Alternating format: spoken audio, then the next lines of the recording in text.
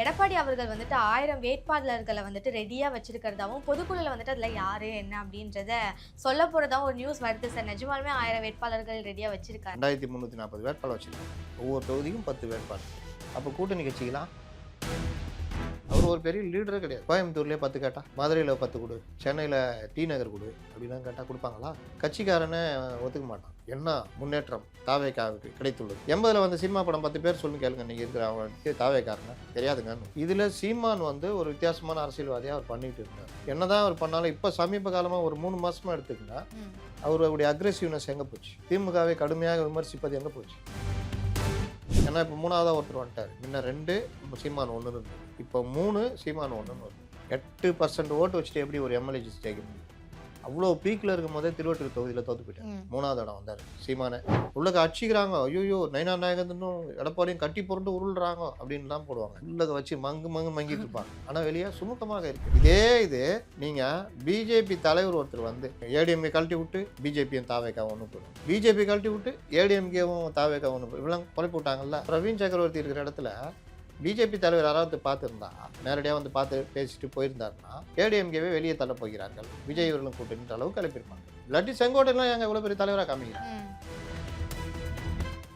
FD politics நேயர்களுக்கு வணக்கம். இன்னைக்கு நம்ம கூட சீனியர் ஜேர்னலிஸ்ட் முத்தலீப் சார் இருக்காரு. அவர் கூட பேசுவோம். வணக்கம் சார். வணக்கம். எப்படி இருக்கீங்க சார்? நல்லா இருக்கேன். எடப்பாடி அவர்கள் வந்துட்டு 1000 வேட்பாளர்களை வந்துட்டு ரெடியா வச்சிருக்கிறதாவும், பொதுக்குழுல வந்துட்டு அதுல யாரு என்ன அப்படின்றத சொல்ல போறதாவும் ஒரு நியூஸ் வருது சார். நிஜமாலுமே 1000 வேட்பாளர்கள் ரெடியா வச்சிருக்காரு. 2340 வேட்பாளர் வச்சிருக்காரு. நானும் சொல்றேன், நீங்க 1000னா நான் 2340 சொல்றேன். என்ன சொல்ல வேண்டியதான், என்ன கெட்டு போச்சு? நீங்கள் நம்ப போகிறீங்க, நீங்கள் என்ன மறுத்தா பேச போகிறீங்க? 2340 வேட்பாளர் வச்சுருக்காரு. ஒவ்வொரு தொகுதியும் 10 வேட்பாளர். அப்போ கூட்டணி கட்சிக்கலாம் அதெல்லாம் பேசக்கூடாது. அதெல்லாம் வச்சுட்டு அதிலிருந்து ஒருத்தர் எடுக்க போகிறார். பொதுக்குழுவில் வைத்து விவாதிக்க போகிறாங்க. விவாதிச்சுட்டு 230 நாள் இறுதிப்படுத்துவாங்க. அப்புறம் பாஜக வந்து ஒரு 40 சீட்டு கேட்குதுன்னா 40 பேர் அதுலேருந்து தூக்கிடுவாங்க. இப்படி சொல்லலாமா? நல்லா இருக்கா? இது ஏங்க பொதுக்குழு வருஷத்துக்கு ஒரு தடவை கூட்டுறாங்க. அதில் ஒரு 10 தீர்மானம் போடுவாங்க. ஊழல் வழக்குக்கு மேல் நடவடிக்கை எடுக்க வேண்டும், இந்த விவகாரம் அந்த விவகாரம், நீதித்துறையை மதிக்காத திமுக, அது இதுன்னு போட்டு தீர்மானம் போடுவாங்க. அப்புறம் அந்த வருகின்ற தேர்தலில் அதிமுக ஆட்சி பிடிக்கும், எடப்பாடி முதல்வர் ஆவார், அப்படி ஒரு தீர்மானம் போடுவாங்க. அதுக்கு அடுத்தது தேர்தலுக்கு கடுமையாக எல்லோரும் உயிரை குடித்து உழைக்க வேண்டும், நம் வெற்றி தான் முக்கியம், கூட்டணின்றது பலமாக நம்ம கூட்டணி கொண்டு போகணும். அது அவ்வளோதான். இதை எடுத்துக்கிட்டு வெளியே நின்று வாசிப்பானுங்க.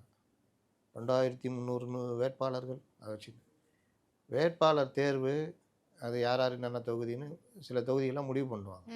சில தொகுதி அந்த நேரத்தில் 4 பேர் இருந்தாலும் 4 பேரில் ஒரு ஆள் இதுன்னு அது ஸ்க்ரூட்னிஸ் தனியாக நடக்கும். இதில் 40 தொகுதி பிஜேபின்னு வச்சுக்கோங்க. 40 தொகுதின்னு எண்ணிக்கையை முடிவு பண்ணாலும் எந்த 40ன்னு பிரச்சனை வரும். கோயம்புத்தூர்லேயே 10 கேட்டா, மதுரையில் 10 கொடு, சென்னையில் டி நகர் கொடு அப்படிலாம் கேட்டால் கொடுப்பாங்களா? அப்போ அந்த பிரச்சனையும் சமாளிக்கணும். இந்த மாதிரி பல பிரச்சனைகள் இருக்குது. கட்சிக்காரனை ஒத்துக்க மாட்டான். இதில் போய் பிஜேபி நிற்க வைக்கிறீங்க, நம்ம தான் எங்கள் வெயிட்டு தலைவர் அப்படின்னு, அதில் பிரச்சனை வரும். இந்த மாதிரி பல பிரச்சனைகள் தேர்தல். இதில் இவன் எடுத்துக்கின்னு ஐயோயோ உள்ளக அடிச்சிக்கிறாங்க, ஐயோயோ நயனா நாயகனும் எடப்பாடியும் கட்டி புரண்டு உருள்றாங்க அப்படின்னு தான் போடுவாங்க. இங்கே அவ்வளோ சண்டை நடக்கும். கூட்டணி பேச்சுவார்த்தை சுமூகமாக செல்கிறது. உள்ளக வச்சு மங்கிட்டு இருப்பாங்க. ஆனால் வெளியே சுமூகமாக இருக்கிறது. அதுக்கு இந்த மீடியாக்கள் பயன்படும். நீங்கள் பாருங்கள், அவ்வளோ பெரிய பிரச்சனைகள். பிரவீன் சக்கரவர்த்தி வந்து இது நீங்கள் பிஜேபி தலைவர் ஒருத்தர் வந்து என்னென்ன கிளப்புனாங்க, ஏடிஎம்கே கழட்டி விட்டு பிஜேபியும் தாவேக்கா ஒன்று போயிடும், பிஜேபி கழட்டி விட்டு ஏடிஎம்கேவும் தாவேக்கா ஒன்று போயிடும், இவ்வளோ குழப்பி விட்டாங்கல்ல. இந்த மாதிரிலாம் நரேட்டிவ் செட் பண்ணுவாங்க. இப்போ பிரவீன் சக்கரவர்த்தி இருக்கிற இடத்துல பிஜேபி தலைவர் யாராவது பார்த்துருந்தா, நேரடியாக வந்து பார்த்து பேசிட்டு போயிருந்தாருன்னா ஏடிஎம்கேவே வெளியே தள்ள போகிறார்கள், விஜய் இவர்களும் கூட்டணின்ற அளவுக்கு கிளப்பியிருப்பாங்க. என்ன நடந்தாலும் பெரிய இது. இல்லாட்டி செங்கோட்டையெல்லாம் எங்கள் இவ்வளோ பெரிய தலைவராக காமிக்கிறாங்க. அவர் ஒரு பெரிய லீடரே கிடையாது. சும்மா அவர் கூட எவ்வளோ பேர் வந்தாங்க என்கிட்ட கேட்டாங்க, என்ன முன்னேற்றம் தாவேக்காவுக்கு கிடைத்துள்ளது. நான் ஒரு 80 லட்சம் பேர் இருக்கிறேன்னு சொல்கிறாங்க, ஒரு 230 பேர் கூட சேர்ந்துக்கிறாங்க. 80,230,000 முன்னேற்றம் அடைந்திருக்கிறது. அவ்வளோதான், வேற என்ன? இவர் யார்? இவர் தாங்க ஏடிஎம்கில் இருந்தார். எப்போ இருந்தாருங்க? 80லங்க. 80லையா? 2000ல் இருந்தால் கூட அவனுக்கு நீங்கள் மரியாதை கிடையாது. 2000ல் இருந்தால் கூட எப்போ அவனை தெரியாது பண்ணுறான். 80ல் வந்து சினிமா படம் 10 பேர் சொல்லுங்க கேளுங்க, நீங்கள் இருக்கிற அவன் தாவேக்காரனை தெரியாதுங்கன்னு. 2000ல் வந்து சொல்லு தெரியாதுங்கன்னு. அதான் நீங்கள் நிலமை. இப்போ இருக்கிற கதை கேட்குறியா? சொல்கிறேன், இல்லை கையை கடிச்சு வச்சுருவேன், சும்மா பேசக்கூடாது அப்படின்ற லெவல் தான் இன்றைக்கி இது. சார் சீமான் அவர்களுமே கூட 234 தொகுதியிலையும் யாரை வந்துட்டு வேட்பாளரா அறிவிக்க போறேன் அப்படின்றத வந்துட்டு இப்போ திருச்சியில வந்துட்டு Feb 7 அப்போ சொல்ல போறேன் அப்படின்னு சொல்லியிருக்காரு சார். ஆனா அதை பத்தி எத்தனை மீடியாக்கள் பேசியிருக்காங்க அப்படின்னு பார்த்தா இல்லவே இல்லை அப்படின்னு தான் சொல்லணும். ஏன் சார் இந்த மாதிரி விஷயங்களை பேசுறதுக்கு தயங்குறாங்க? 2 விஷயம்.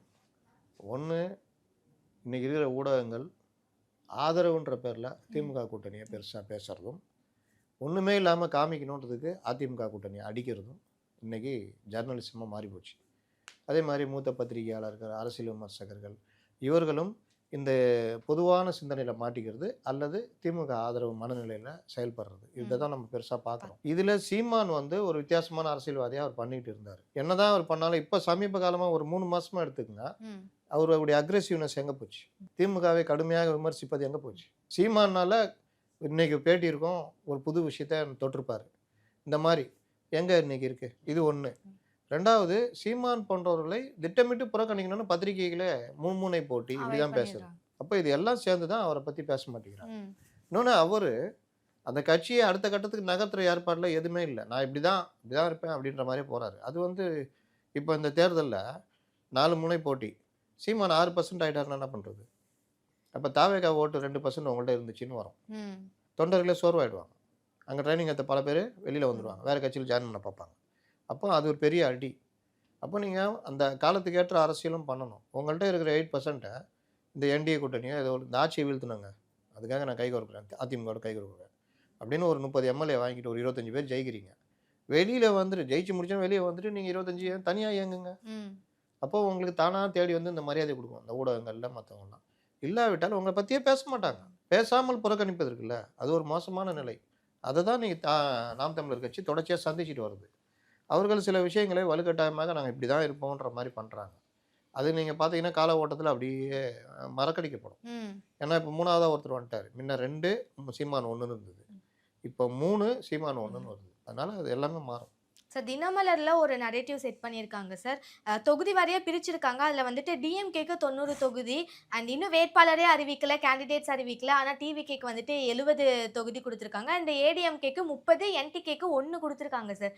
இது எப்படி இருக்குது சார் உங்களுக்கு பார்க்க? நான் சொன்னேன், அதான் நேற்று கூட சொன்னேன். நீ மற்றெல்லாம் சொன்னால் கூட நான் கம்னு இருந்துருவேன். என்டிகே 1ன்னா பாரு, அப்போ தாண்டா தெரியுது நீங்கள் செட் பண்ணுறது நரேட்டிவ்னு. 8% ஓட்டு வச்சுட்டு எப்படி ஒரு எம்எல்ஏ ஜெயிக்க முடியும்? அவ்வளோ பீக்கில் இருக்கும் போதே திருவொற்றியூர் தொகுதியில் தோற்று போயிட்டார். 3ஆவது இடம் வந்தார் சீமானே, வேறு யாரும் பெருசாக இது பண்ணல. அப்புறம் எப்படி ஒரு எம்எல்ஏ சீட்டு ஜெயிக்கணும்னா குறைந்தது 70,000 80,000 ஓட்டு வாங்கணும்.